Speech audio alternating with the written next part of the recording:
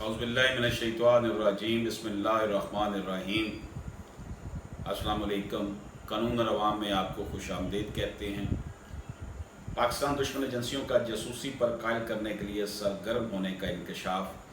Pakistani what's app number کے ذریعے آسانی سے رقم کمانے کے پیغامات بھجوائے جاتے ہیں۔ مراسلہ: پاکستان دشمن ایجنسیوں کا جاسوسی پر قائل کرنے کے لیے سرگرم ہونے کا انکشاف ہوا ہے۔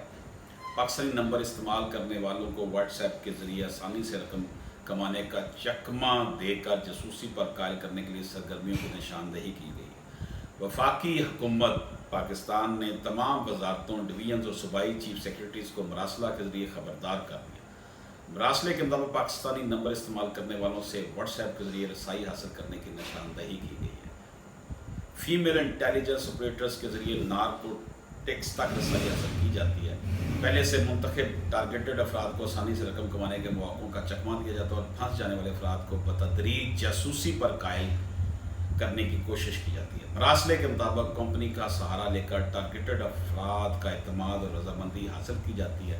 رضامندی کے بعد ٹارگیٹڈ افراد کی رجسٹریشن کی آڑ میں ذاتی معلومات دی جاتی ہیں۔ نام، والد کا نام، مستقل پتہ، تعلیمی قابلیت، اکاؤنٹ نمبر، شناختی کارڈ نمبر اور نام کی رجسٹریشن کا تقاضا کیا جاتا ہے۔ نام رجسٹریشن ہونے کے بعد آپ ہمارے باس سے بات کرنا، پھر وہ کام بتا دے گا کا پیغام دیا جاتا ہے۔ مراسلے میں کہا گیا کہ پاکستانی واٹس ایپ نمبر کے ذریعے آسانی سے رقم کمانے کے پیغامات بھجوائے جاتے ہیں۔ واٹس ایپ اور WhatsApp clips, voice clips کے ذریعے دیے جانے والے پیغامات کو بھی مراسلے کا حصہ بنایا گیا ہے۔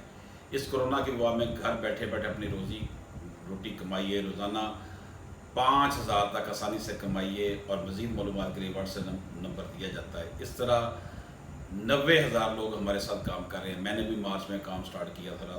میں پارٹنرشپ پر کام کر رہا ہوں۔ کمپنی کے ساتھ جیسے پیغامات بھجوائے جاتے ہیں، یہ طریقے ہیں ٹیکٹس ملک دشمن سرگرمیوں کے لیے ابھارنے کے لیے۔